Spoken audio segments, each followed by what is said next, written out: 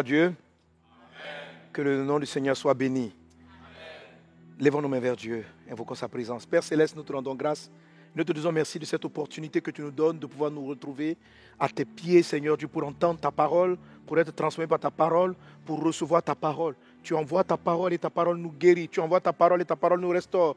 Tu envoies ta parole et ta parole nous positionne. Tu envoies ta parole et ta parole, Seigneur Dieu, nous éclaire. Ta parole est une lampe à nos pieds. Ô Dieu des cieux, voilà depuis, Seigneur Dieu, un certain temps, tu nous donnes de pouvoir grandir dans ton caractère, te contempler et être transformé en ton image de gloire en gloire. Merci Saint-Esprit parce que tu prends le contrôle de toutes choses. Merci Seigneur Dieu pour ta grâce, pour tes bienfaits. À toi la louange, la gloire, l'exaltation au siècle des siècles. Dans le puissant et précieux nom de Jésus. Quelqu'un donne un bon Amen. Gloire à Jésus. Amen. Alléluia. Amen. Gloire à Dieu. Alors, content de vous retrouver pour la suite de notre grande série et la suite de notre message sur la bonté, manifester la bonté divine. Amen. Alors, comme vous le savez, notre thème principal, c'est à son image pour dominer. À son image pour dominer. Amen. Alors, déjà, je veux t'inviter à ouvrir ta Bible avec moi dans le livre de Romains, chapitre 8, à partir du verset 29, un passage qu'on a déjà lu et qui est bien de lire aujourd'hui. Il est dit, Romains chapitre 8, verset 29, « Car ceux qu'il a connus d'avance, il les a aussi prédestinés à être semblables à l'image de son Fils, afin que son Fils soit le premier-né de plusieurs frères. Et ceux qu'il a prédestinés, il les a aussi appelés. Et ceux qu'il a appelés, il les a aussi justifiés. Et ceux qu'il a justifiés, il les a aussi glorifiés. » Amen. Toujours dans le même livre de Romains chapitre 8, on va revenir au verset 18. Il est dit là, « J'estime que les souffrances du temps présent ne sauraient être comparées à la gloire à venir qui sera révélée pour nous. Aussi la création attend-elle avec un ardent désir la révélation des fils de Dieu, car la création a été soumise à la vanité, non de son gré, mais à cause de celui qui l'y a soumise, avec l'espérance qu'elle aussi sera affranchie de la servitude, de la corruption, pour avoir part à la liberté, de la gloire des enfants de Dieu. Or, nous savons que jusqu'à ce jour, la création tout entière soupire et souffre les douleurs de l'enfantement, et ce n'est pas elle seulement, mais nous aussi, qui avons les prémices de l'Esprit, nous soupirons en nous-mêmes en attendant l'adoption, la rédemption de notre corps. Car c'est en espérance que nous sommes sauvés. Or, l'espérance qu'on voit n'est plus espérance. Ce qu'on voit, peut-on encore l'espérer. Amen, amen, amen. Alors, je lis ce passage-là qui précède d'autres versets que je viens de lire tantôt pour dire que la création attend la révélation des fils de Dieu. Amen. La révélation des fils de Dieu. C'est-à-dire, la révélation, ça veut dire que les fils de Dieu soient rendus visibles. Amen.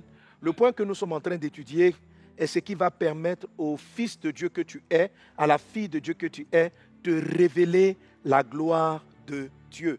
De révéler la gloire de Dieu. Le trait de caractère de Dieu qu'on va étudier, que nous sommes en train d'étudier, est celui-là qui va permettre de voir Dieu au travers de ta vie.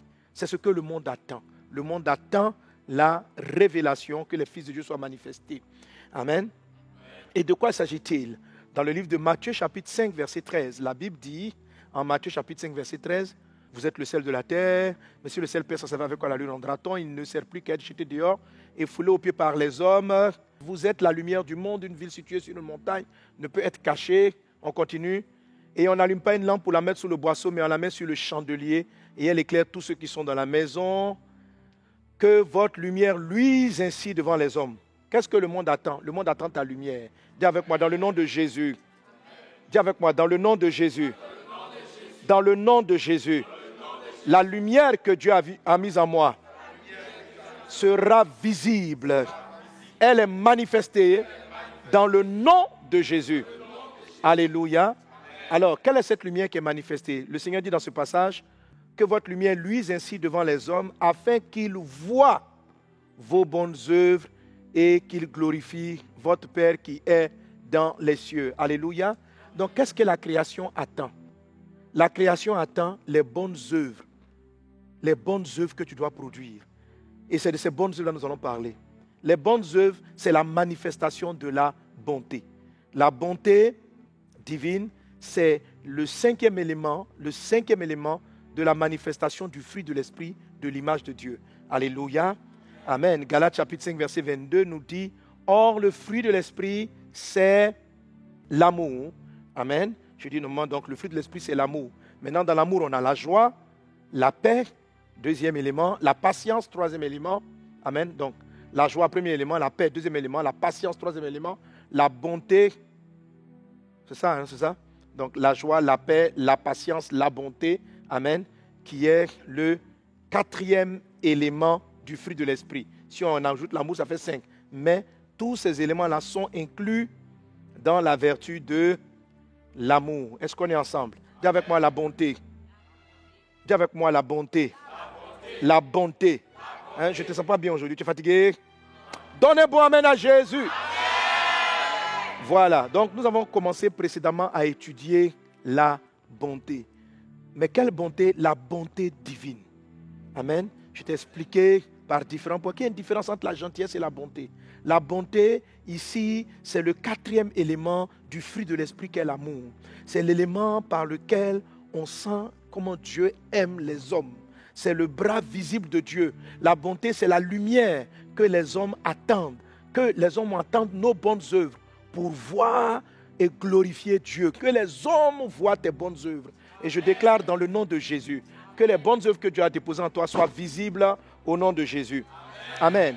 Maintenant, le premier texte qu'on a lu, et puis après on va lire Éphésiens chapitre 2, verset 10. Le premier texte qu'on a lu nous dit, nous savons du reste que toute chose concourt au bien de ceux qui aiment Dieu, de ceux qui sont appelés, selon son dessein, verset 29 de Romains 8. Car ceux qu'il a connus d'avance, il les a aussi prédestinés à être semblables à l'image de son Fils. Alléluia. Gloire à Dieu. Et ici, la dernière fois, je t'ai fait mention de ce qu'on appelle la prédestination. Quelqu'un dit avec moi la prédestination. Souvent, les hommes cherchent à savoir c'est quoi leur destination. C'est quoi leur destinée? Quand on dit ta destination, c'est quoi ma destinée? On se pose la question, Dieu m'a appelé sur la terre pour faire quoi? Dieu veut que je réalise quoi? Qu'est-ce que Dieu attend de moi? Et aujourd'hui, tu vas te rendre compte que la bonté, c'est vraiment parmi les éléments du fruit de l'esprit. C'est le fruit de l'esprit qui te rapproche le plus de ce que Dieu attend de toi. Si tu appliques les 10 éléments dont je vais commencer à te parler dans cette session, tu vas davantage te rapprocher de ce que Dieu attend de toi. Très souvent, les gens demandent à Dieu, mais Seigneur, qu'attends-tu de moi? Quelle est ma destinée? En fait, je vous le dis, je le répète, ce n'est pas la bonne prière. Votre destinée est déjà inclue en vous et on va le voir tout de suite. Alléluia. Ce que Dieu t'appelle à faire, il dit ceux qu'il a connus d'avance, il ne les a pas d'abord destinés, il les a prédestinés.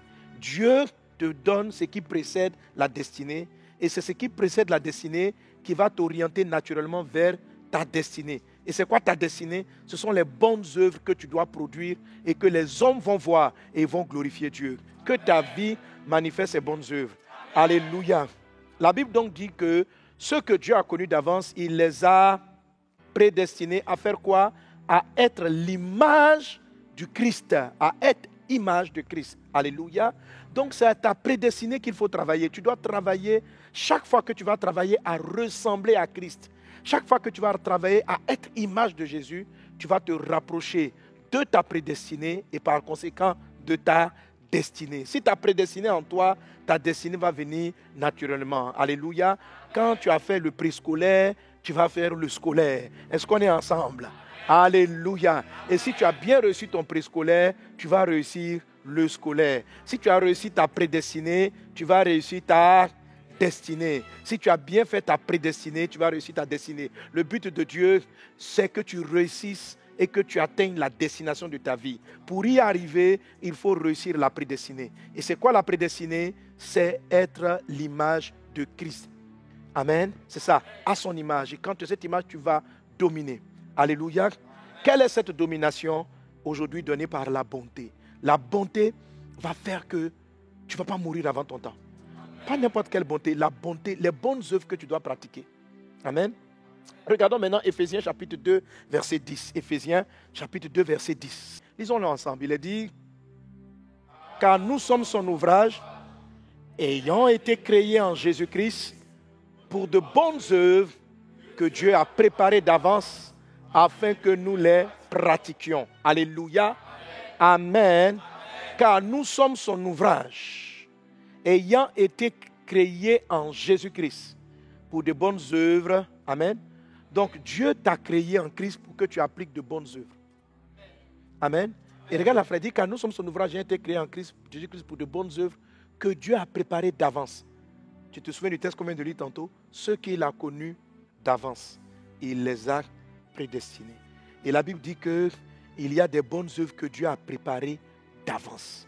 Alléluia. Alléluia. Hein? Il dit il les a préparées d'avance afin que nous puissions les pratiquer, les mêmes bonnes œuvres. Que les hommes voient vos bonnes œuvres et ils vont glorifier votre Père qui est dans les cieux. Le psalmiste dans le psaume 118, verset 17, dit ceci. Il dit, non, je ne mourrai pas, je vivrai et je raconterai les œuvres, d'autres versions, les bonnes œuvres de Dieu. Amen. La raison pour laquelle tu ne vas pas mourir vite, Satan ne pourra pas t'arrêter, c'est parce que tu vas produire et tu vas être une manifestation des bonnes œuvres de Dieu. Quand un chrétien ne produit pas les bonnes œuvres de Dieu, Satan même peut stopper sa vie. Dieu avait dit ceci à l'apôtre Paul. Dieu a dit ceci à l'apôtre Paul, tu vas aller prêcher, voici les bonnes œuvres que tu vas faire. Il a dit à l'apôtre Paul, le jour où il l'a visité, il dit, je t'ai choisi afin que tu sois un porteur de mon message. Tu vas porter l'évangile dans le monde entier. Il dit, tu parleras aussi au roi. L'apôtre Paul a fait des dizaines, plusieurs dizaines d'années dans le ministère, mais il ne s'était toujours pas adressé à des rois. Et à un moment donné, Dieu l'a conduit, les gens l'avaient arrêté, il a dit qu'il tient à être jugé par César. Et lorsqu'il a pris cette décision, les hommes, comme toute attente, ont été disposés à dire, bon, ok, comme tu as dit que c'est César qui doit te juger, tu vas aller le rencontrer. Mais sur le chemin pour aller prêcher à César, il a parlé aux différents consuls, aux différents gouverneurs, aux rois des régions. Donc, et pendant tout ce temps, les hommes tentaient de le tuer. Il y a même des hommes qui ont fait des vœux, qui ont dit ceci, eux, ils vont arrêter de manger jusqu'à ce qu'ils ne mangeront pas, jusqu'à ce qu'ils aient tué Paul. Malheureusement pour eux, ils n'ont pas pu tuer Paul, et on ne sait pas ce qu'ils sont devenus, est-ce qu'ils sont morts de faim ou quoi. Vraiment, ils sont malheureux. Amen. Parce que Paul est parti loin, ils ont fait leur plan, ça n'a pas marché. Je ne mourrai pas, je vivrai et je raconterai les œuvres de Dieu. Mon fils, ma fille, quand tu es en train de faire les bonnes œuvres que Dieu a prévues d'avance, Satan n'arrive pas à te tuer. Les sorciers peuvent planifier, leurs flèches vont retourner contre eux. Mais quand tu ne vis pas pour proclamer les bonnes œuvres, tu peux mourir avant le temps. Oui, tu peux mourir avant le temps. Si tu meurs, tu vas au ciel. Vous savez, nous ne sommes pas sauvés par les œuvres. Je disais la dernière fois que quelque chose qui fait du mal à l'Église, c'est le fait qu'on se dit chaque fois, nous sommes sauvés par la grâce, nous ne sommes pas sauvés par les œuvres. C'est une vérité biblique. Rien à redire là-dessus. Alléluia. Nous ne sommes pas sauvés par les œuvres. Nous sommes sauvés par la grâce. Mais nous sommes sauvés pour les œuvres. Nous sommes sauvés pour faire de bonnes œuvres. Amen. Donc, chacun d'entre vous est sur la terre pour réaliser de bonnes œuvres. Tu es là. Il y a quelque chose que tu as à faire. Et cette chose-là, Éphésiens 2:10 dit, ça a été préparé d'avance. C'est-à-dire qu'avant même que tu ne sois formé dans le ventre de ta maman, Dieu t'a programmé. Dieu a programmé ton esprit. Et ce qu'il dit à Jérémie, il dit à Jérémie dans 1:5, il dit, moi je t'ai appelé prophète. Sur la terre, quand tes parents, tu es né dans une famille de sacrificateurs, tu as appris le métier de sacrificateur. Mais en vérité, avant que tu ne sois formé dans le sein de ta mère, je t'avais établi prophète. Il y a quelqu'un qui est en train de m'écouter, tu es établi pour prêcher la parole de Dieu, pour prophétiser jusqu'au roi et au prince, pour prophétiser jusqu'en Tahiti, jusqu'en Papouasie. Tu es choisi par Dieu pour influencer. Et c'est ce que le monde attend. Le monde attend ta lumière. Le monde attend cela. Peu importe la vie que tu as vécue, peu importe la famille dans laquelle tu es né, lorsque tu commences à faire tes bonnes œuvres, le ciel s'ouvre pour toi. Le ciel est disposé pour toi. Alléluia. Personnellement, je ne pouvais pas m'imaginer. C'est vrai que je le voyais dans des visions, mais que Dieu ouvre le ciel et qu'aujourd'hui, je me retrouve en train de prêcher à des rois. Je ne serais pas fait, je n'aurais pas été ainsi si j'étais resté dans mes bonnes œuvres de géomètre. Faire les géomètres, c'est bien. En étant topographe, j'aurais pu donner des terrains aux églises, faire la construction. Mais ce n'est pas les bonnes œuvres que Dieu avait prévues pour moi d'avance. Ça, ce sont les œuvres que mon école mon éducation, dans l'école, mon éducation m'ont amené. Alléluia. J'aurais pu m'en servir pour faire avancer le royaume de Dieu d'une certaine façon. Mais ce n'est pas ce qui a été préparé d'avance. Je déclare dans le nom de Jésus-Christ de Nazareth que tu rencontres, que le Saint-Esprit te montre ce qu'il a prévu d'avance afin que tu les pratiques. Il existe des bonnes œuvres que Dieu a prévues d'avance afin que tu les pratiques. quelle que soit la famille dans laquelle tu es né, quelle que soit la misère, quand quelqu'un a trouvé le chemin de ses bonnes œuvres, le ciel se dispose. La mort ne peut plus l'atteindre, les problèmes ne peuvent plus l'atteindre. Et c'est ton cas maintenant, dans le puissant et précieux nom de Jésus. Les ténèbres ne prévaudront point contre toi parce que tu fais les bonnes œuvres que Dieu a préparées d'avance. Tu es béni au nom de Jésus. Quelqu'un donne un bon amen. Amen. Les bonnes œuvres, les bonnes œuvres. Alors, quand on parle de la bonté divine, ce n'est pas toutes les bonnes œuvres pour toi. Il y a beaucoup de bonnes choses à faire. Mais la manifestation de la bonté divine, c'est lorsque tu commences à manifester les œuvres que Dieu a préparées d'avance. Un autre élément qui est important par rapport à ces bonnes œuvres, c'est que Dieu dit, il dit ce que j'ai préparé d'avance. Dis avec moi, préparé d'avance. Préparé d'avance. Ça veut dire quoi? Que avant même que tu commences à les faire, Dieu les a précuits. De sorte que quand tu vas commencer à les prendre, tu auras l'impression que tout a été mis en place pour toi. C'est ça, préparé d'avance. Amen. Donc Dieu les a préparés d'avance afin que nous les pratiquions. Vous savez, quand vous vous lancez dans des bonnes œuvres qui ne sont pas celles que Dieu a préparées d'avance pour vous, vous êtes épuisé parce que vous devez faire double, triple effort. Vous devez vous battre pour des combats que Dieu n'a pas battus. Dieu n'a pas combattu pour vous. Jésus disait ceci, je ne fais rien de moi-même. Tout ce que je fais, c'est parce que j'ai vu mon Père le faire. Ça veut dire, même Jésus, avant d'opérer, le Père avait déjà préparé ce qu'il allait faire. Donc, quand Jésus est venu, la chose était déjà facile. Est-ce qu'on est ensemble? Le problème souvent avec la bonté, beaucoup de personnes se découragent en cours de route, beaucoup de personnes baissent les bras, beaucoup de personnes n'ont pas l'énergie suffisante parce qu'ils font des bonnes œuvres, ils font de bonnes actions, mais qui ne sont pas les bonnes œuvres que Dieu a préparées. Le terrain n'a pas été préparé, donc ils les abordent avec leur propre force, avec leur propre énergie, ce qui fait qu'ils sont épuisés en cours de route et ils baissent les bras. Frère, il faut faire des bonnes œuvres. Les épisodes précédents, je t'ai exhorté à la bonté. Je t'ai exhorté à la pratique des bonnes œuvres. Et tu dois pratiquer des bonnes œuvres. Alléluia. Mais dans ces 2 derniers épisodes de notre session de formation sur la bonté, je vais insister maintenant sur les bonnes œuvres que Dieu a prévues d'avance. Alléluia. Il est bon de faire des bonnes œuvres, mais il est bon de faire des bonnes œuvres que Dieu a prévues d'avance. C'est cela la manifestation, amen, que le monde attend. Le monde n'attend pas forcément que tu t'occupes de tous les orphelins si ce n'est pas ce que Dieu a prévu pour toi d'avance. Alléluia. Donc si tu fais ces bonnes œuvres de prendre en charge des orphelins, c'est bien. Ça sera reconnu au ciel. Dieu te bénira pour cela. Alléluia. Mais ça peut être un combat très lourd, très pénible, pour lequel tu n'as pas les ressources de consolation. Toute bonne œuvre a ses combats. Mais quand tu es en train de faire ce que Dieu a préparé d'avance, pendant même que tu es en train de te décourager, Dieu a prévu la personne pour te restaurer, pour te consoler. Alléluia.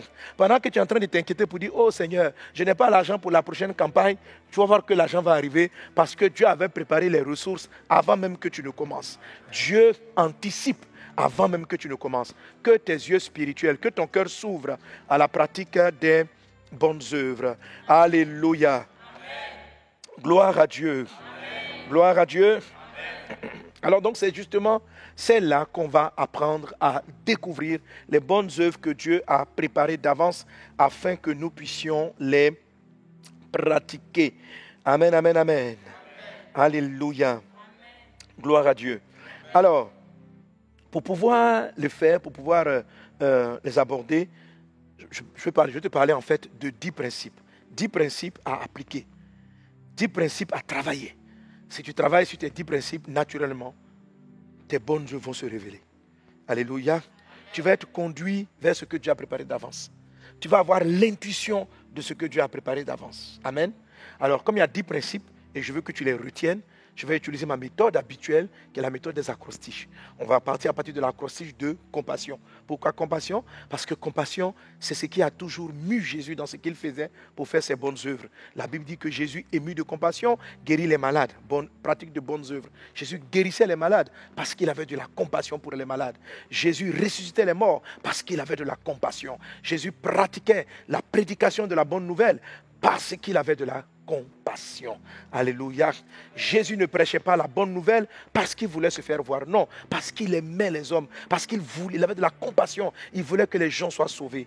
Tu vas aller aider les pauvres, pas parce que tu veux plaire à quelqu'un, mais parce que tu as de la compassion. Tu veux qu'ils soient aidés, parce que tu as de la compassion. La compassion est le moteur principal des bonnes œuvres que nous faisons. toute bonne œuvre de Dieu est mue par de la compassion. Alléluia. Donc le mot compassion revient constamment. Tu dois être quelqu'un de compatissant. Alléluia. L'amour est une chose. La compassion, c'est ce qui te permet de pouvoir sentir ce que les autres ressentent et de savoir ce que Dieu va faire dans leur vie. Amen, amen, amen. Dis avec moi la compassion. Alléluia. Alors comme tu le sais, le mot compassion contient 10 lettres. Et chacune de ces 10 lettres va faire l'objet de ces 10 principes, qui vont te conduire à découvrir et à pratiquer les bonnes œuvres que Dieu a appelé à faire, celles qu'il a préparées d'avance afin que tu les pratiques. Certains de ces points, comme le point numéro 1, va nous amener à revenir sur les dispositions du cœur, ou bien j'appelle les 8 manifestations de bonté qu'on a citées dans les épisodes précédents. Amen, amen, amen. Alors, la première lettre du mot compassion, c'est la lettre C. Alléluia. Alors, la lettre C fait référence au cœur. Dis avec moi le cœur. Le cœur. Alors, le premier principe pour, trouver et pratiquer les bonnes œuvres que Dieu a préparées d'avance, c'est avoir un cœur selon Dieu. Alléluia. Amen.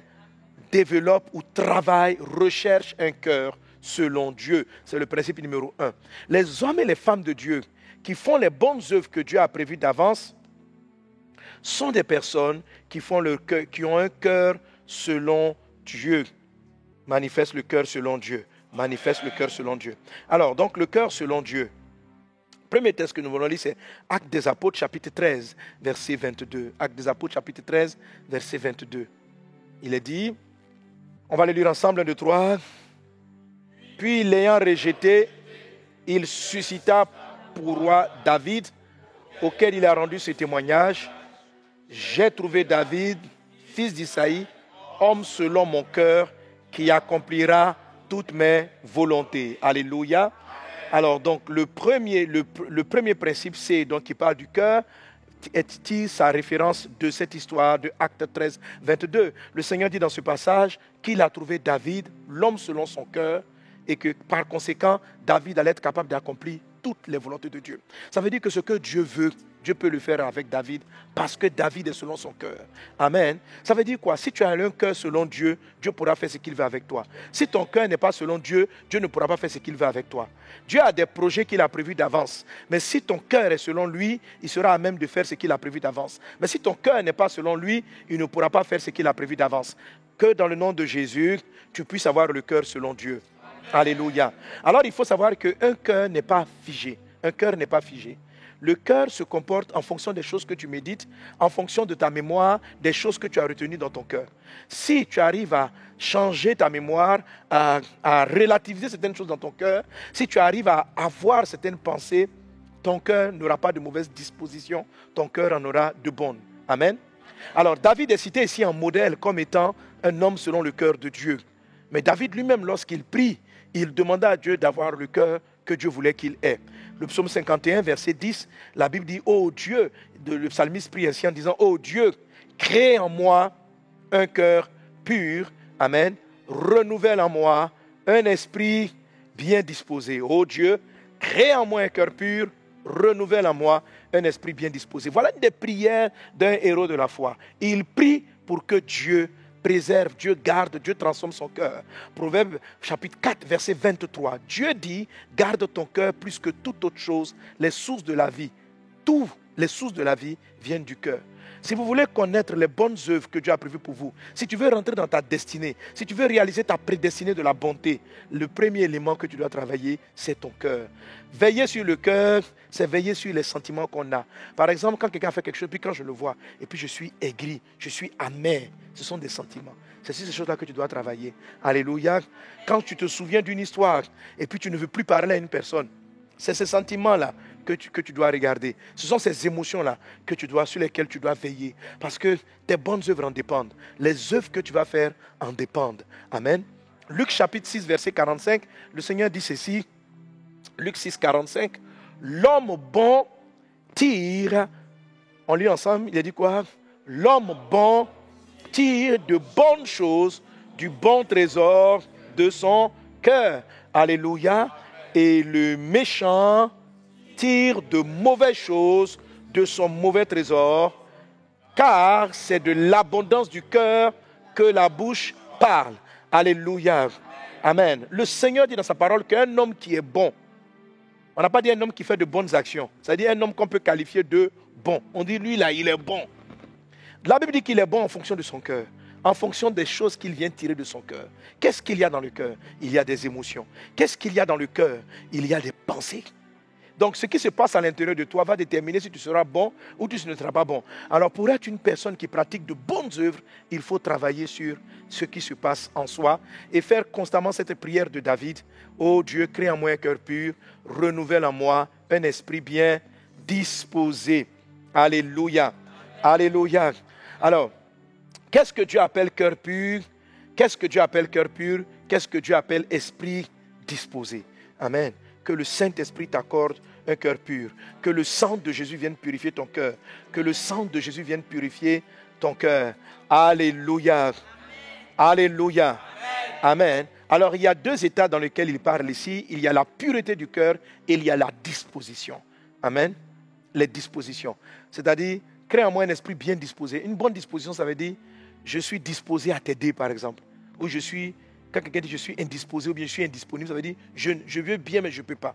Donc un esprit bien disposé, ça veut dire c'est un esprit, c'est pas une affaire de, la disposition n'est pas une affaire d'impureté ou de pureté, c'est une affaire de, par exemple, je suis disposé à servir. Ça c'est une disposition, ok? Je suis disposé à servir. Quand quelqu'un vient te dire aide-moi, tu dis non, je ne suis pas disposé parce que j'ai d'autres choses dans la tête. La disposition, c'est ce que tu es prêt à faire, ok? Ça, c'est la disposition. Amen. La pureté ou l'impureté, ça fait référence à la qualité de tes pensées. À la qualité de tes pensées. Amen. Donc, il y a des dispositions qui ne sont pas péchées en tant que telles, mais qui ne sont pas des bonnes dispositions. Ok? Il y a des gens qui ont des dispositions de paresse. Ils n'aiment pas travailler. C'est une mauvaise disposition. Bon, la paresse même est un péché. Il y a des gens, ils ne sont pas serviables. Tu vois, s'ils voient quelqu'un en train de soulever quelque chose, ils ne sont pas disposés à venir l'aider à soulever. Mais il y en a d'autres, s'ils te voient en train de soulever un objet qui est lourd, naturellement, ils vont venir vers toi. Ça, c'est ce qu'on appelle les bonnes dispositions. Alléluia. Ce qu'on appelle les bonnes dispositions. Donc, ces deux choses-là, ce sont des choses qui te conduisent à avoir un cœur qui va trouver ses bonnes œuvres. Okay? Il faut avoir des dispositions. Donc, il ne faut pas simplement prier pour l'impureté ou la pureté. Pour la pureté du cœur, il faut aussi prier pour les bonnes dispositions du cœur. Parce que très souvent, j'insiste sur les dispositions, parce que très souvent, les gens justifient leur indisposition. On dit, mais pourquoi tu n'es pas venu me donner un coup de main? Ah, moi j'étais trop fatigué. En fait, il n'est pas trop fatigué, il n'a pas envie même. Il n'a pas envie de venir t'aider. Ok? Pardon, ce matin, lève-toi, viens tôt, on va nettoyer un peu la maison. Frère, le gars, il a envie de dormir. Maintenant qu'il va demander, il va dire, il va expliquer les choses. Tu vois? Il n'a pas commis de l'iniquité en tant que tel, mais il n'est pas disposé à venir donner un coup de main. Il faut que tu aies et que tu pries pour avoir de bonnes dispositions de cœur. Ça participe, c'est le premier principe pour réussir à trouver les bonnes œuvres. Alléluia. Alors, on sait ce qui est impur dans le cœur. Ce sont les mauvaises pensées, c'est l'amertume, c'est la colère dans le cœur, c'est la haine dans le cœur. Tous ces émotions, ces sentiments-là ne doivent pas être en toi. Pardonne à tous ceux qui t'ont fait du mal. Pardonne à ton passé. Tout ce dont tu te souviens dans ton histoire, c'est ce qu'on appelle les mauvais trésors. Quand tu t'en souviens, ça ferme ton cœur. Mets-les devant Dieu. Confesse les choses qui t'ont offensé, selon ce que Jacques dit. Confessez vos offenses les uns aux autres. Explique aux gens et prie par rapport à cela. Et Dieu va te donner un cœur pur. Si tu en veux à quelqu'un, si tu as été blessé, si tu as été meurtri par une personne, fais en sorte que tu puisses voir la personne, la saluer sans être amer. Sans être amer. Le monsieur t'a promis le mariage, et à la fin il t'a laissé les parties marier une sœur. Tu vas être gouménisé pendant un moment, tu vas avoir des chagrins d'amour pendant un temps. Alléluia. Mais il faut que tu te relèves de cela. Il ne faut pas que tu sois une personne qui soit rancunière. Ton cœur, il faut le veiller, il faut veiller sur lui, il faut veiller à ce qui ne sont pas ainsi. Tu vas voir que Dieu pourra facilement te parler et pour que tu puisses faire les bonnes œuvres. Il faut garder ton cœur des sentiments de la jalousie. La jalousie, c'est quelque chose qui peut venir depuis votre enfance. Moi, je me suis rendu compte que dans mon enfance, j'ai développé un esprit de compétition parce que plus tard, l'esprit m'a montré d'où cela venait.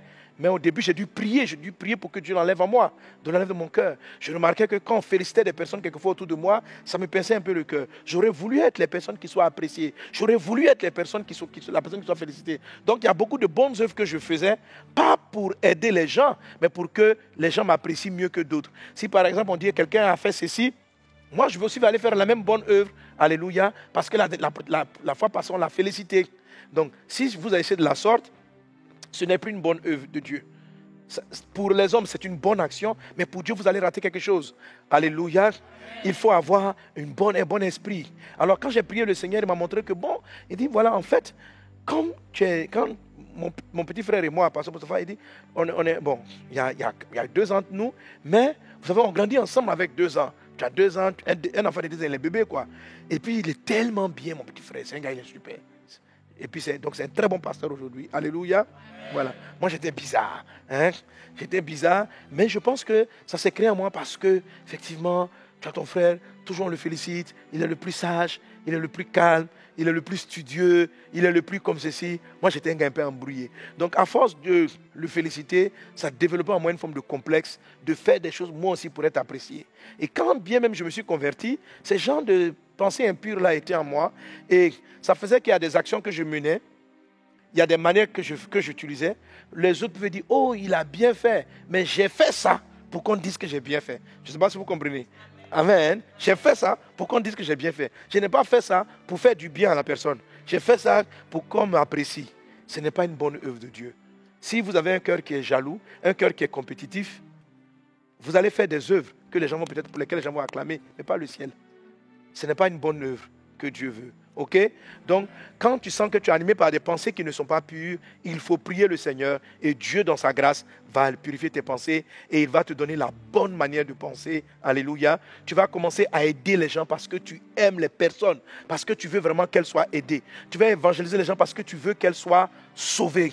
Tu vas prier pour un malade parce que tu veux qu'il soit guéri. Tu ne vas pas prier pour un malade parce que tu veux qu'en guérissant, que les gens te disent non, le prophète dangereux est arrivé. Ça, ce n'est un mauvais cœur qui fait ça. Donc, les gens comme ça peuvent faire des miracles, mais ce ne sont pas des miracles que Dieu va apprécier. Alléluia. Amen. Je vous ai dit la dernière fois que la bonté est votre carte d'identité pour entrer au paradis. Amen. En tant que fils de Dieu, le paradis t'est ouvert. Mais ta pièce d'identité, ce sont tes œuvres. Les œuvres vont déterminer aussi la qualité de tes récompenses au ciel. Alléluia. Amen. La Bible dit que les œuvres de ceux qui meurent, on dit ces œuvres le suivent. Vos œuvres vont vous suivre. Tes campagnes d'évangélisation vont te suivre. Tes programmes vont te suivre. On raconte l'histoire d'un prédicateur qui a eu une vision dans laquelle il est arrivé au ciel. Et arrivé au ciel, il a vu que le Seigneur était sur son trône en train de juger. Et chaque personne qui était entrée au paradis avait dans sa main des bouquins. Et les bouquins marquaient le nombre d'œuvres qu'ils avaient faites. Donc, c'est construction d'orphelinat, campagne d'évangélisation, aider un tel, aider un tel. Lui, il avait une pile d'ouvrages. Il dit, ouais. Et il a vu le rang. Donc, quand ils arrivaient, le Seigneur était assis sur son trône. Quand il arrive, quelqu'un arrive, il dit, ma fille tend, elle vient. Voilà. Il fait son doigt comme ça. Et puis, il touche le haut des ouvrages. Et il y a un feu qui commence. Ça brûle, ça brûle, ça brûle, ça brûle, ça brûle, ça brûle, ça brûle. À la fin, ce qui reste, et ceux qui ont fait des bonnes œuvres, quand il fait comme ça à la fin, ça se transforme en couronne ou bien en or. Quand il fait comme ça, les livres se transforment en couronne d'or. Et puis il fait le doigt comme ça, et puis il dépose sur la tête de la personne. Il dit, entre dans la joie de ton maître, ma fille, etc., etc. Et les gens passaient. Et lui, maintenant, lui, il avait une pile. Il dit, non, là, c'est trop puissant. Il y en a d'autres aussi qui arrivent. Quand le Seigneur met le doigt, le feu prend les ouvrages. Ça prend. À la fin, il ne reste que des cendres. Il n'y a rien à mettre. Il arrivait avec une fille. Elle n'avait pas beaucoup de livres. Elle avait un petit livre, un livre.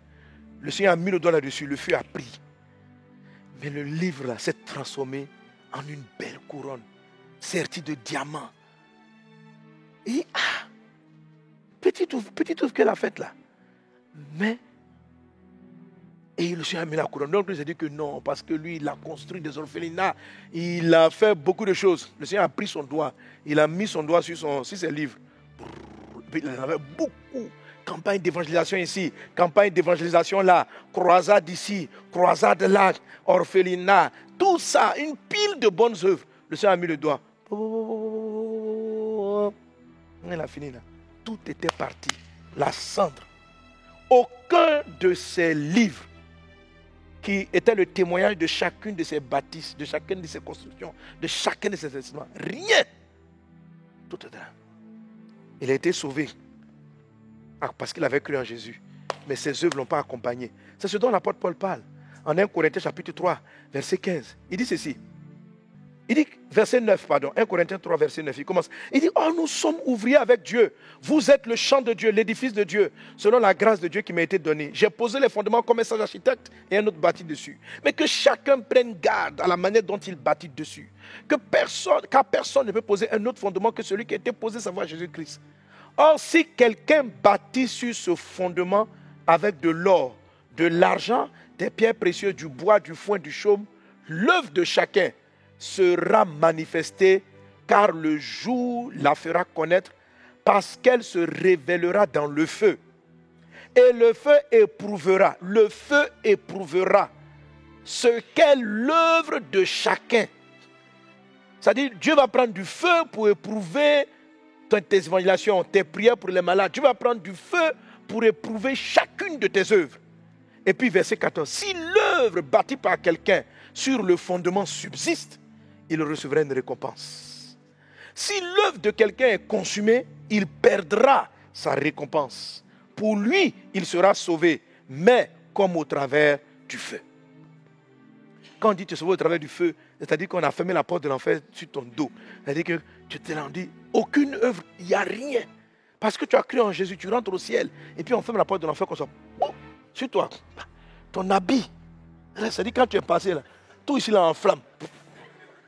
On dit, frère, tu es un rescapé. Il y en a d'autres, mais les chaussures même vont rester. Il dit que la porte se ferme là. Et puis, les frères, sauvez-moi, je pars en enfer. Et puis la chaussure est partie en enfer. C'est-à-dire que la chaussure du zèle de l'évangile est un faux zèle. Un zèle malsain. Un zèle qui n'est pas pur. Oui. Moi, j'ai vu des personnes j'ai connu des frères, des sœurs. Elles partaient évangéliser avec moi parce que c'était fan de moi. Oui, j'ai vu ça. C'est-à-dire, on évangélise, mais la sœur, elle aime Jésus. Oh, elle voulait me marier. Elle voulait qu'on chemine. Mais quand elle va arriver au ciel, elle va penser que Dieu te présente une évangélisation. Tu dis, ma fille, on va mettre le feu. Il met le feu. On regarde, c'est le sang. Tu n'as jamais évangélisé. Il dit, non, mais j'étais ici. Il dit, je ne te connais pas. Je ne connais pas. Je n'ai pas vu ça. Parce que tu n'es pas parti parce que tu veux que les gens soient sauvés. Tu es parti parce que tu aimes la compagnie du frère Tant. Tu es parti parce que tu as vu la soeur dans le département. Alléluia. Amen. Amen. Ce n'est pas une bonne évangélisation. Alléluia. Pourquoi tu as la louange? Pourquoi tu es dans le département? Pourquoi tu vas en mission? Quand on arrive, on va en croisade. On fait les tours 931, les campagnes. Il y a beaucoup de gens qui viennent. Mais tu viens pourquoi? Est-ce que quand on va arriver au ciel, tu pourras dire, moi je suis allé au Togo, Dieu va mettre le feu. Moi je suis parti faire la croisade, il va mettre le feu. Ouais, ce sont tes références, c'est dans ton livre. Tu vas venir avec ça devant Dieu, il va mettre le feu. Prenez garde, veillez sur votre cœur. Est-ce qu'on est ensemble? Veille sur ton cœur. Alors c'est le cœur qui détermine la solidité d'une œuvre. C'est pourquoi Dieu n'est pas pressé de te dire ce que tu dois faire. Dieu travaille avec le cœur avec lequel tu vas faire ce qu'il va te montrer. Dieu n'est pas pressé de te dire, va prêcher l'évangile à tout le monde. Dieu veut d'abord que tu aies le bon cœur pour aller prêcher l'évangile à tout le monde. Alléluia. C'est pourquoi même avant de faire vos bonnes œuvres, les bonnes œuvres que tu as prévues d'avance, vous devez faire des œuvres qui ne sont pas d'abord prévisibles, qui ne sont pas d'abord prévues. Parce que celles que votre église, votre pasteur vous demande de faire, faites-les. Parce que ce sont ces œuvres-là qui vous permettent vous-même de vous éprouver et de savoir l'esprit avec lequel vous le faites et de corriger en même temps votre pensée. Alléluia. Il ne faut pas abandonner si on commence une œuvre avec une mauvaise intention. Moi, je suis parti à l'église pour chercher une femme. Alléluia. Quand je suis arrivé à l'église la première fois, c'est pour draguer une fille. Mais Jésus m'a touché là-bas. J'ai converti mes pensées. Oh Dieu, crée en moi un cœur pur. Je n'étais pas parti chercher l'église, j'étais parti chercher une fille. Mais quand je suis arrivé, j'ai été confronté à la vérité de l'évangile et j'ai revu mes pensées. Un cœur peut changer, tu peux revoir tes pensées. Tu peux avoir commencé dans ton département parce que tu avais un frère qui te plaisait. Mais maintenant que tu es arrivé, décide de servir Dieu véritablement. Change ce cœur pervers, change ce cœur intéressé, change ce cœur qui a une mauvaise disposition et prends les dispositions de Dieu et tu verras la gloire du Seigneur. Et tes louanges seront agréables à Dieu, ça sera des bonnes œuvres. Et tes évangélisations seront agréables à Dieu. Et ton ministère de délivrance sera agréable à Dieu. Et les actions sociales que tu fais seront agréables à Dieu. Il faut veiller à ce que tu aies un cœur pur. Amen. Il faut veiller, il faut prier Dieu pour avoir un cœur qui est bien disposé. Amen. Un cœur qui est bien disposé, c'est un cœur de berger. C'est important, un cœur de berger. Alléluia. David avait un cœur de berger. Un cœur de berger. C'est quoi le cœur de berger? Le cœur de berger, c'est quelqu'un qui pense à apporter une solution au problème qu'il rencontre. David, Dieu a choisi David. Il dit l'homme selon mon cœur. Parce qu'il dit, j'ai vu David, j'ai trouvé David derrière les moutons. Dieu a vu que David était prêt à donner sa vie pour sauver les brebis. Il dit, si pour des moutons, ce jeune homme-là peut donner sa vie, pour mon peuple que j'aime. Un jour, Jésus est arrivé à la foule. Jésus a vu la foule et puis la Bible dit, Jésus fut ému de compassion. Parce que c'est une foule qui n'avait pas de berger. C'est une foule qui n'avait pas de berger. C'est quoi un berger? Ce n'est pas quelqu'un qui vient s'établir pour dire je suis votre chef. Non, un vrai berger, je ne parle pas des mercenaires. Un vrai berger spirituel, c'est quelqu'un, quand il voit les âmes, il se dit qu'est-ce qu'il doit faire pour les aider. Lorsqu'il voit les problèmes, il a un cœur qui cherche à apporter des solutions de Dieu. Un cœur de berger, ce n'est pas un cœur qui se plaint de ce que le gouvernement n'a pas fait, de ce que les gens n'ont pas fait, etc. C'est un cœur qui cherche à apporter les solutions de Dieu. Amen. Ça, c'est une bonne disposition du cœur. Un cœur de berger ne va pas être dans les critiques. Lorsque David arrive devant Goliath, en Israël qui est en train de se battre contre les Philistins, il n'est pas en train de se plaindre. Il dit, mais où sont vos guerriers? Vous parlez là. Saül, tu es là. Non. David n'a pas critiqué. Il dit, je vais me battre. Parce qu'il ne sait pas qu'est-ce qui se passe dans le cœur des autres. Pourquoi les gens n'ont pas pu réaliser cela? Il dit, je vais défendre. Non, on ne peut pas laisser ça comme ça. Vous voyez, c'est pourquoi n'écoutez pas les gens qui passent leur temps à commérer, à critiquer de tout, qui n'apportent pas de solution, mais qui savent marquer ce qui ne va pas. Il pouvait dire, mais vous faites quoi? Comment ce gars-là il vient? Il est insulte l'armée de Dieu, et vous dormez, vous n'êtes pas prêt à donner votre vie pour Dieu. Non. Il ne s'est pas plaint de quelqu'un. Il dit, je vais apporter ma solution. C'est un cœur qui cherche à apporter des solutions. C'est un cœur qui cherche à apporter des réponses. C'est ce qu'on appelle un cœur de berger. Demande à Dieu de te donner cette disposition du cœur. Si tu ne l'as pas, il faut demander, il faut chercher à l'avoir. Qu'il en soit ainsi dans ta vie, dans le nom de Jésus. Dans le nom de Jésus. Bien sûr, c'est un cœur qui est converti à Christ. Parce que sans ta réelle conversion, c'est pourquoi il dit, nous avons été créés en Jésus pour de bonnes œuvres que Dieu a préparées d'avance. Éphésiens 2:10, c'est la réelle conversion. Alléluia. Quelqu'un donne un bon amen. Quelqu'un donne un bon amen. Je vois la grâce et la main du Seigneur sur toi et que Dieu est en train de transformer ton cœur. Alléluia. Gloire à Dieu. Amen. Alors là, pour terminer avec les dispositions du cœur, parce que le cœur c'est la base. Le premier principe c'est la base de tous les 9 autres principes. Le cœur va nous dire ceci. Je reviens sur les dispositions dont on a parlé la dernière fois. Le cœur d'un homme qui va faire des bonnes œuvres, il doit penser aux autres. Vraiment penser aux autres. Altruiste. Il applique réellement le deuxième commandement. Tu aimeras ton prochain comme toi-même. Ayez un cœur altruiste. Pensez pas seulement vous. Pensez autres. Même quand vous êtes en proie à vos problèmes les plus compliqués, pensez les autres. Donc demande à Dieu. Quand tu arrives au culte, quand tu es dans un endroit, est-ce que tu regardes les gens qui sont autour de toi, comment ils sont habillés, leur situation, leur état, ou bien tu es focalisé seulement que sur tes problèmes à toi? Ça, c'est les autres. On va revoir cela avec la lettre O. Deuxième chose que j'insiste, laquelle j'insiste, c'est de l'empathie. Amen. Il faut demander à Dieu un cœur empathique. La Bible dit, dans le livre de Hébreux chapitre 12, verset 14, la Bible dit que Jésus-Christ a participé au sang et à la chair. Au sang et à la chair. En quelques résumés, pour pouvoir prier pour nous. Pour pouvoir intercéder pour nous. Quand on dit il a participé, on peut l'afficher, Hébreux 2,14. Lorsque la Bible dit qu'il a participé au sang et à la chair, ça veut dire qu'il a pris notre corps. Amen. Ainsi donc, puisque les enfants participent au sang et à la chair, il y a également participé lui-même, afin que par la mort il anéantit celui qui a la puissance de la mort. On continue, c'est-à-dire le diable. Et qu'il délivra tous ceux qui par crainte de la mort étaient toute leur vie retenus dans la servitude. Car assurément ce n'est pas à des anges qu'il vient en aide, mais c'est à la postérité d'Abraham. En conséquence, il a dû être rendu semblable en toutes choses à ses frères, afin qu'il fût un souverain sacrificateur miséricordieux et fidèle dans le service de Dieu pour faire l'expiation des péchés du peuple. Alléluia. Amen. Car ayant été tenté lui-même dans ce qu'il a souffert, il peut secourir ceux qui sont tentés. Vous comprenez ça?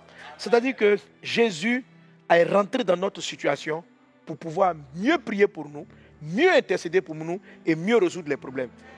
C'est ce qu'on appelle l'empathie. L'empathie, c'est le fait d'avoir le sang des gens. C'est-à-dire que quand la personne est dans la pauvreté, tu sens, tu dis, tiens, la vie est dure pour ce frère. Tu vois. Si tu n'as pas l'empathie, tu auras juste la pitié. Tu vas dire, il a faim, tiens à manger. Mais qu'est-ce qu'il vit? Comment la personne dort les soirs? Tu vois, tu t'imagines. L'empathie fait que tu ne vois pas. Je vois souvent des gens qui sont froids. On dit, mais il n'a qu'à dormir d'un côté. Mais toi-même, si tu étais dans sa situation, qu'est-ce que tu aurais eu comme réaction? Tu vois, il y a beaucoup de personnes qui n'arrivent pas à connaître la bonté de Dieu parce qu'ils n'arrivent pas à se transposer dans la souffrance des autres. La Bible dit que Jésus-Christ, en voyant le monde, il était ému de compassion. Ça, c'est le côté ému. Il partageait l'émotion des personnes. Jésus-Christ a participé au sang et à la chair. Le sang, c'est dans le sang, vous avez les sentiments, vous avez l'émotion. Il a participé aux émotions des gens. Il a participé à la chair, c'est-à-dire il a pris le corps. Il a senti les douleurs. Il sentait les douleurs. Quand il voyait une personne malade, il était ému de compassion. Parce que c'est comme s'il sentait la douleur de la personne. Comment la personne souffrait dans son corps. Je vois des gens souvent quand on parle, on dit le frère, il n'a qu'à résister. La Bible dit de résister, frère. Si toi-même tu étais là-dedans, tu aurais pleuré là. Donc, essaie de comprendre ce que les gens comprennent. Essaye de sentir ce qu'ils ressentent. C'est comme ça que tu pourras les aider à sortir. On peut ne pas avoir un cœur qui a cette disposition, mais il faut prier pour l'avoir. Alléluia. Alléluia. Amen. Amen. La compassion. Troisième chose, la bienveillance. Pourquoi je l'insiste? Vous savez, j'ai souvent vu des personnes qui ont des difficultés pour pouvoir être bienveillants. La bienveillance, et tout ce que j'ai dit, ça te permet d'avoir la bonne émotion. La bienveillance, c'est le fait de veiller à faire du bien. Vous voyez? J'écoutais dernièrement, parce que j'ai lancé un petit truc là pour comprendre. Je dis tous ceux qui traversent des gourmets. Pour ceux qui me suivent de un gourmet, en tout cas, en argot ivoirien, c'est chagrin d'amour. Hein, quelqu'un t'a créé des problèmes sentimentaux. Et puis, en commençant à écouter un peu les témoignages des uns et des autres, on m'a même donné des témoignages de frères, des pasteurs. Et tu comprends qu'ils n'ont pas l'empathie et ils n'ont pas la bienveillance. Tu vois. C'est-à-dire que, tu vois, il y a des personnes en fait qui s'en foutent de ce que tu ressens. Le plus important, c'est qu'ils ressentent. Donc, ils commencent à cheminer à une sœur. À un moment donné, il ne l'aime plus. Ou bien il veut passer à autre chose. Mais la manière dont il arrête là. C'est-à-dire qu'il y a des sœurs, même, il y a des sœurs qui viennent me raconter. Elle dit non, qu'elles étaient les pieds, elles ont appris. Elles regardent sur Internet, puis elles voient que le gars avec qui elles sont censées être fiancées est en train de se marier. Tu vois, ça veut dire que le monsieur, à un moment donné, il a voulu arrêter. Mais il n'a pas tenu compte de ce qu'elle allait ressentir, de comment elle allait vivre ça. Ce n'est pas son problème. Le plus important, c'est que lui doit faire ce qui est bien. Même si le mariage que tu fais là est la volonté de Dieu, même si la soeur que tu as laissée, ce n'était pas la volonté de Dieu, la façon dont tu fais, c'est méchant. C'est méchant et Dieu ne va pas bénir ton mariage pour ça. Ça va te créer des problèmes. Tu vois, tu n'as aucune empathie. Là, tu n'as aucune bienveillance. La bienveillance, tu ne veilles pas au bien des gens. Toi, le plus important, c'est que toi, tu satisfais ce que toi, tu ressens. La fille, tu ne veux plus d'elle. Le frère, tu ne veux plus de lui. Tu vas lui dire, il n'a qu'à pleurer. Il y en a qui disent non, c'est pour ne pas lui faire mal que je ne lui ai pas dit. Mais la manière dont tu es parti, tu es marié. Et puis, elle a appris en ligne. Et puis, tu as coupé son poteau. Tu ne la décroches plus là. C'est là ce qui se passe. Même si ce n'est pas elle que tu t'avais donné.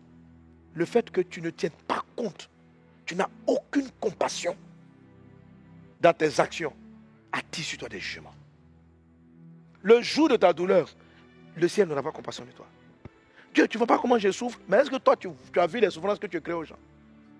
J'ai vu des chrétiens qui ont l'argent de payer le pauvre. Le gars a fini de travailler pour toi, il travaille. Tu as l'argent de quoi le payer et tu ne lui donnes pas l'argent. Tu le fais tourner. Il vient plusieurs fois, il revient à ton travail. Toi, ça ne te coûte rien. Peu importe ce qu'il vit chez lui. Peu importe comment il dort. Peu importe la lutte qu'il a pour payer son loyer. Ça t'importe peu. Vous ne pouvez pas être en train de faire la volonté de Dieu si vous êtes indifférent à la souffrance des gens. Et puis, souvent les mêmes personnes qui achètent de la sauce, sont les mêmes là qui s'élèvent et qui vont faire plein de bonnes œuvres. On va les voir à la télé en train de construire ici, construire là, donner une maison, mais payer leurs employés, payer l'employé. C'est comme si... L'habitude, il ouvrait son travail, mais c'est comme si on lui a arraché son cœur. Il ne veut pas le payer. Il va tourner pour le payer. Il va dire, vous pensez qu'on ramasse? Mais il ne ramasse pas l'argent. Il était là tout le mois. Il a fait son travail. L'ouvrier mérite son salaire. L'ouvrier mérite son salaire. C'est de la méchanceté. Et Dieu n'apprécie pas des cœurs pareils. Parce que quelquefois, les gens ne voient pas. Parce que personne n'a l'occasion de te demander. Quand on te demande, tu dis non, je ne savais pas. Mais tu savais. Il faut avoir un cœur bienveillant. Il faut être plein de grâce, de générosité, etc. Est-ce qu'on est ensemble? Quelqu'un donne un bon amen. Et je termine cette session avec la lettre O. Est-ce qu'on est ensemble? Amen. Donc, pour connaître les bonnes œuvres que Dieu veut que vous pratiquiez d'avance, il faut avoir un cœur selon Dieu. Et c'est ce dont je viens de parler. Si tu ne l'as pas, si tu sens que ce message-là te parle et que ton cœur n'a pas cette disposition, mets-toi à genoux, fais Seigneur, crée en moi un cœur pur. Vous savez, quand David a fait tuer Uri, c'était un cœur méchant. Il a commis l'adultère, c'était un cœur méchant. Mais pourtant, Dieu dit de David, c'est l'homme selon mon cœur. Mais ce qu'il a fait, ce n'était pas bien. Dieu l'a jugé pour cela. Mais c'est quoi l'humilité? Il s'est humilié. Il a reconnu son tort. Il a vu que le mal était attaché à lui. Il a demandé la miséricorde de Dieu. Dieu ne nous prend pas parce que nous sommes parfaits, mais parce que nous avons l'humilité de reconnaître que là, on a mal fait. Là, la manière dont j'ai parlé de la souffrance, ce n'est pas comme ça. La façon dont j'ai réagi n'est pas la bonne. Il faut que je corrige cela. Si tu as ce cœur-là pour corriger, Dieu va changer ton cœur. Et tu vas être capable de découvrir qui tu es et où tu vas dans la vie. Mais ne justifie pas les méchancetés, ne justifie pas les mauvais actes, ne justifie pas les choses méchantes que tu fais. Il faut te repentir comme David si Dieu te parle par cette parole. Alléluia. La lettre O, c'est ouvre tes yeux. Ouvrir les yeux. Dis avec moi, ouvrir les yeux. Ouvrir les yeux. Alléluia. Gloire à Dieu. La Bible dit, Matthieu 14, 14, quand il sortit de la barque, il vit une grande foule. Matthieu 14, 14, et il fut ému de compassion. Quand il sortit de la barque, il a vu la foule et il a été ému de compassion et il a guéri les malades. Luc 7, 13. Le Seigneur l'ayant vu, fut ému de compassion. Le Seigneur l'ayant vu, Luc 7, 13. Il l'a vu, il fut ému de compassion pour elle et lui dit, ne pleure pas. Alléluia. Donc on se rend compte que la compassion de Jésus, les œuvres de Jésus, étaient beaucoup fondées sur le regard. Le regard. Dieu est omniscient, Dieu voit tout. Mais nous les hommes, nous ne sommes pas omniscients. Nous focalisons nos regards à un moment donné sur les personnes. La Bible dit, Jésus voyant la foule, amen, fut ému de compassion. Alléluia. Pour voir, il faut lever les yeux. C'est ce que Jésus dit lorsqu'il se retrouve avec la femme samaritaine et que les disciples lui posent la question, pourquoi tu manges avec une femme samaritaine? Jésus va leur dire ceci en Jean chapitre 4, verset 35. Ne dites-vous pas qu'il y a encore 4 mois jusqu'à la moisson? Voici, je vous le dis, levez les yeux et regardez les champs qui déjà blanchissent pour la moisson. Levez les yeux. Levez les yeux. Alors, avoir les yeux fermés, ça a 2 sens. Il y a 2 sens dans les yeux fermés. Il y a les yeux baissés, parce que lorsqu'on dit à une personne de lever les yeux, c'est-à-dire que ses yeux ne sont pas fermés en tant que tels. Ses yeux sont juste, son regard est juste abaissé. Et on dit lève les yeux. Et on dit ouvre les yeux. Amen. Alors d'abord, on va donc apprendre à ouvrir les yeux. Ouvrir les yeux, c'est quoi? Alors faites l'expérience, fermez les yeux. Fermez vos yeux maintenant. Fermez vos yeux. Qu'est-ce que vous voyez? Non, qu'est-ce que vous voyez? Quelle est la couleur que vous voyez? le noir. Quand les yeux sont fermés, les yeux d'une personne sont fermés, on va dire qu'elle est aveugle. Qu'est-ce qu'elle voit directement? Le noir. Alors le noir, c'est l'opposé de la lumière. Les ténèbres, on voit les ténèbres. Les ténèbres, c'est l'opposé de la lumière. Quelqu'un qui a les yeux fermés, c'est quelqu'un qui ne voit que ce qui ne va pas. Ok? Il ne voit que ce qui ne va pas. Alors, dans la bénédiction d'après, qu'on appelle la bénignité, vous savez que le mot bénignité est aussi traduit par bonté. Donc, au début, je l'ai dit, mais Seigneur, tu dis, le fruit de l'esprit, c'est la bonté, c'est la bénignité. Dans d'autres versions, on va dire, c'est la bienveillance. Mais les deux mots sont des mots synonymes, très souvent. Oui, mais j'arrive là-dessus. Il y a une puissante révélation sur la bénignité. Amen. En fait, l'autre mot qui arrive là, c'est j'ai commencé à prier pour avoir la révélation sur ce thème. Ce que tu es en train de me dire là, en train de me bouleverser encore. Il dit, Jésus, vraiment, le fruit de l'esprit est trop puissant. Alléluia. On était dans la patience, on pensait qu'on allait tout vu avec les 6 types Arec, Upomeno, on pensait qu'on allait finir tu es en train de nous cogner avec la bonté. Maintenant, la bénédiction arrive. Donc, elle arrive. Alléluia. Amen. Bref, ce que je suis en train de vous dire, c'est que cette dernière bonté-là, qu'on appelle la bénédiction, ça parle des bonnes œuvres, des bonnes choses que Dieu fait pour toi. Et ça, il faut les voir. Celui qui ouvre les yeux, celui qui a les yeux fermés, voit toutes ténèbres. Il ne voit pas les biens que tu fais, il ne voit pas la lumière quelque part. Donc ce sont des gens qui sont qui arrivent dans un environnement, ils ne voient pas le bien. Ils ne sont que critiques. Ce sont des gens carrément aveugles. Et ils ne voient pas les œuvres de Dieu. Mais ils ne voient que les œuvres du diable. N'écoutez pas ce genre de personnes, ce n'est pas bon. Ouvrez vos yeux. Maintenant, quand les gens ont fini d'ouvrir leurs yeux, ce qu'ils font, c'est que les yeux sont fixés sur eux-mêmes. Les yeux sont baissés. Quelqu'un qui a les yeux baissés, il voit ses pieds, il voit son propre corps. Ou il voit un environnement immédiat. Ça, Jésus te dit, lève les yeux. Alors, lever les yeux, celui qui lève les yeux, c'est celui qui va commencer à voir les gens autour de lui. Amen. Alors, je vais vous raconter l'histoire d'une bonne action, d'une bonne œuvre que Dieu nous donne de faire ici avant de donner un message de vie. Vous savez qu'on a l'ONG qu'on appelle Pour Sauver. L'ONG Pour Sauver est une ONG qui a mis en place le programme qu'on appelle PDO, ça veut dire Père des orphelins. OK? Alors, Père des orphelins, c'est le programme que nous faisons en Afrique, en République centrafricaine, et qu'on va élargir dans le monde entier. Là où il y a des enfants, des orphelins de la guerre, des orphelins des drames. Donc, par exemple, on prévoit en mettre travailler sur l'est du Congo, où il y a beaucoup d'orphelins, ou travailler au Soudan, etc., avec des types d'orphelinats spécialisés pour prendre en charge les enfants nés des viols, les enfants nés des massacres, etc. C'est un fardeau qui nous tient à cœur. On a déjà commencé en Centrafrique et on bénit le Seigneur. On a près de 400, entre 300 et 400 enfants depuis 2014 et on bénit Dieu aujourd'hui. Plusieurs d'entre eux ont eu leurs examens. Amen, on a fait près de 80%, plus de 80%, et on rend grâce à Dieu pour ce qu'il fait. Alléluia. Alors, donc, PDO fait partie de ce qu'on appelle Pour Sauver. Alors, d'où vient l'ONG Pour Sauver? L'ONG Pour Sauver, ça vient, elle est venue lorsque ma mère a eu un grave accident de circulation.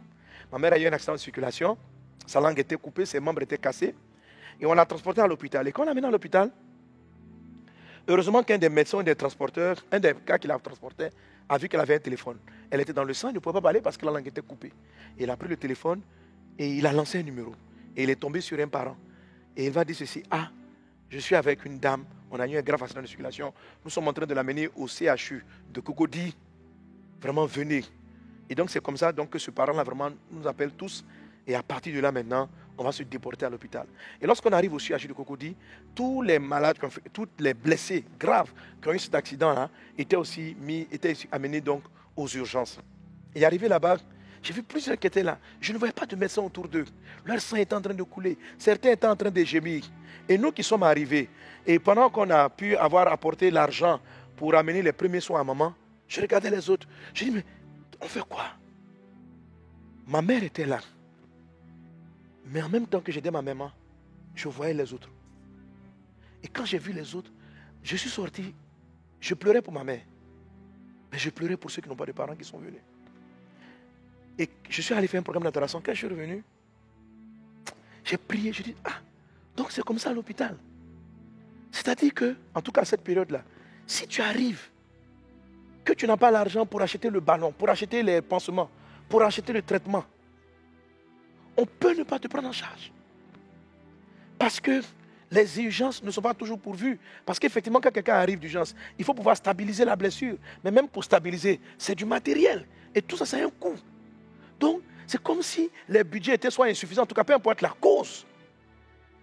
Peu importe la cause. Mais des gens mouraient. Je dis, mais si ma mère, si le monsieur n'a pas pris le téléphone de ma maman, ce n'est pas que nous, ses parents, on ne peut pas payer. Même quelle que soit ta richesse, si tu as eu un accident et puis on n'a pas pu appeler quelqu'un, tu peux mourir, tu aurais pu mourir. Je pense qu'aujourd'hui, avec l'assurance et puis des choses en Côte d'Ivoire ici, on essaie d'y pallier. Mais dans beaucoup de pays, c'est comme ça. Donc quand j'ai vu ça, j'ai pleuré. Ma mère a été sauvée. Dieu a fait grâce. Mais je me suis dit, Jésus, je dois trouver une solution. Et c'est là que je suis venu, j'ai prié, j'ai appelé des frères à l'église. En ce moment, on était encore à l'hôtel communal. J'ai dit, j'ai arrêté de faire quelque chose. J'ai dit, on va fournir des kits. Et on va mettre des gens à l'hôpital, on sera assis à l'hôpital. Donc dès qu'un cas d'urgence arrive, nous, si c'est un kit d'urgence accident, on a le kit accident. Donc généralement le kit accident, les médicaments sont connus. On a les kits césariennes. On a donc confectionné ces différents kits-là. Et puis on était là. Donc des kits ont différents coûts. 60 000, etc., etc. Amen. Donc on est tombé après dans la grave crise. Et quand on est sorti après de la crise de la Côte d'Ivoire, on a dû arrêter les actions parce que quand on est sorti, l'État a décrété que les soins étaient gratuits, en tout cas les premiers soins étant gratuits. Donc c'est un peu comme si l'hôpital ne pouvait pas justifier la présence de notre ONG au sein de l'hôpital. Parce qu'il n'y a pas... Normalement, s'ils arrivent, ils sont censés être pris en charge. Bref, je ne sais pas s'ils sont pris en charge ou pas. Mais ce qui fait qu'en tout cas, au niveau de l'hôpital public, on a dû surseoir à notre activité. Et puis, on a ouvert maintenant une branche de Pour Sauver qui est PDOP des orphelins. OK? Mais, c'est pour vous dire quelque chose. C'est-à-dire que tu peux aller, puis tu as un problème toi-même. Et puis, ouvrir les yeux quand même. Ouvrir les yeux et puis te rendre compte des situations. Ouvrir les yeux et te rendre compte de la pauvreté. Ouvrir les yeux et te rendre compte de la misère. Toi-même, tu peux être en difficulté, mais dans ta difficulté, tu peux ouvrir les yeux. Quand tu es en train de traverser par une pauvreté, lève les yeux et puis dis, hein, c'est comme ça on souffre de la pauvreté. Et les autres qui souffrent comme moi. Très souvent, ce que j'entends souvent dans les chrétiens, c'est que les gens ont les yeux rivés sur les personnes. C'est-à-dire que quand ils souffrent, ils ont l'impression que leur souffrance est la fin du monde. Ah, depuis là, je n'ai pas d'enfant. Imagine-toi aussi les femmes qui sont mariées depuis 30 ans et qui n'ont pas eu d'enfant. Imagine aussi toutes les femmes qui ont vécu toute leur vie de couple sans en avoir. Donc pendant que tu es en train de prier même pour ta situation, lève les yeux et tu verras qu'il y a plus douloureux que toi. Quand tu as été malade, ouvre les yeux et regarde aussi la souffrance. Ouvrir les yeux vous permet de voir les problèmes qu'il y a autour de vous et non pas vous focaliser sur les vôtres. Celui qui ne voit que ses problèmes à lui ne peut pas faire trouver les bonnes œuvres que Dieu veut qu'il fasse. Très souvent, les défis auxquels vous participez, c'est votre manière à vous de participer au sang et à la chair des victimes de ce même problème afin de savoir comment les aider. Amen. Dieu n'est pas l'auteur de ta souffrance. Dieu n'est pas l'auteur de tes problèmes. Mais ce que tu vis doit te permettre de savoir que combien peut être grande la souffrance de ceux qui traversent ce genre de choses. Quand tu sais que tu n'arrives pas à manger, tu n'arrives pas à dormir, en même temps, pendant que tu pleures pour ta souffrance, pour dire, papa, sors-moi de là. Réfléchis dans ton tête, tu dis, ce que je vis là, je ne peux pas souhaiter ça même à mon pire ennemi. Et puis décider, Seigneur Jésus-Christ, que ma vie puisse aider d'autres personnes à ne pas connaître ce que j'ai connu. Lorsque quelqu'un a été abandonné par sa famille, abandonné par ses parents, abusé, je connais des filles qui ont été abusées par leurs propres parents. Je dis souvent à mes filles, toi, Dieu est en train de te sortir de cela. Imagine-toi que tu n'es pas la seule. Combien de jeunes filles sont abusées chez elles par leurs parents, par leurs oncles? Combien de jeunes filles sont abusées? Combien de jeunes hommes sont abusés? Quand tu vois toutes ces souffrances, quand dans ta souffrance, pour une raison, pour une erreur, tu as fait la prison et tu as vu tout ce qui s'est passé en prison, quand tu sors de là, quand tu es là-bas, ouvre les yeux. Ouvre les yeux dans ta détresse. Ouvre les yeux dans tes problèmes. Joseph était jeté en prison. Mais même dans la prison, il ouvrait les yeux pour regarder comment était l'état de santé des autres prisonniers. Et c'est là qu'un jour, il a vu que certains avaient fait des rêves et qu'il a pu leur... Il s'occupait des autres. Il ouvrait les yeux. Et c'est ainsi que lui-même, il est sorti de la prison parce qu'il a interprété le songe de quelqu'un d'autre. Quand tu ne t'occupes que de ta souffrance et de tes problèmes, tu ne vas jamais appliquer les bonnes œuvres que Dieu a préparées pour toi avant la fondation des temps du monde. OK? Le deuxième principe pour pratiquer les bonnes œuvres que Dieu a prévues pour vous, c'est d'ouvrir vos yeux. Que Dieu te bénisse abondamment. On va s'arrêter là pour cet épisode. Alléluia. Quelqu'un donne un bon amen. Donc, principe numéro 1, aie un cœur selon Dieu. Principe numéro 2, ouvre les yeux. N'aie pas les yeux fermés. Ne sois pas une personne qui est en train de critiquer. Il y en a d'autres qui seraient partis à l'hôpital. Quand ils ont vu qu'on n'a pas sauvé, ils arrêtent là. Le gouvernement, le gouvernement, le gouvernement, le gouvernement. Si le gouvernement, qu'est-ce que fait le gouvernement? Ça, ce sont des gens aveugles. Dieu ne peut pas passer par toi pour apporter une solution. Arrêtez de vous plaindre, les gars.